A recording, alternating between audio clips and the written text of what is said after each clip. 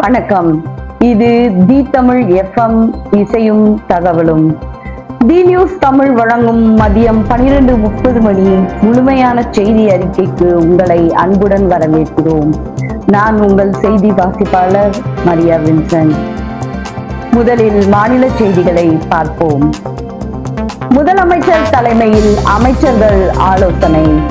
தமிழ்நாடு நிதிநிலை அறிக்கை தொடர்பாக சென்னை தலைமைச் செயலகத்தில் முதலமைச்சர் விஜய் தலைமையில் 10 அமைச்சர்கள் ஆலோசனை கூட்டம் இன்று நடைபெறுகிறது. ஆகஸ்ட் 5ஆம் தேதி தாக்கல் செய்யப்பட உள்ள தமிழ்நாடு பட்ஜெட்டை முன்னிட்டு துறை வாரியான திட்டங்கள் மற்றும் நிதி ஒதுக்கீடுகள் குறித்து விரிவாக ஆலோசிக்கப்படுகிறது. தனியார் பால் தயிர் விலை உயர்வு. தமிழகத்தில் நடப்பாண்டில் 2வது முறையாக தனியார் பால் நிறுவனங்கள் பால் மற்றும் தயிரின் விலையை உயர்த்தியுள்ளனர். அமிர்தா, திருமலா, ஜெர்சி, ஹெரிடேஜ், வேதா மற்றும் சக்ரா நிறுவனங்கள் லிட்டருக்கு ரூபாய் 2 முதல் 4 வரை விலையை உயர்த்தியுள்ளதால் பொதுமக்கள் அதிர்ச்சி அடைந்துள்ளனர். தமிழ்தாய் வாழ்த்து குறித்து வலியுறுத்தல்.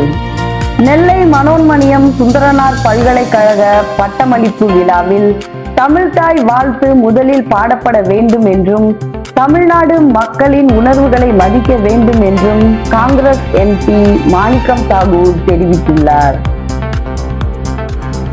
சென்னை மெட்ரோ திட்டம் விரிவாக்கம். சென்னை விமான நிலையம் முதல் கிளாம்பாக்கம் மெட்ரோ ரயில் திட்டத்தை செங்கல்பட்டு வரை நீட்டிக்கவும், விம்கோ நகர் முதல் மாதவரம் அதிசி நகர் வழித்தடத்தை விரிவுபடுத்தவும் நடவடிக்கைகள் மேற்கொள்ளப்பட்டு வருகின்றன. தலைமைச் செயலர் பதவிக்காலம் குறித்து விமர்சனம்.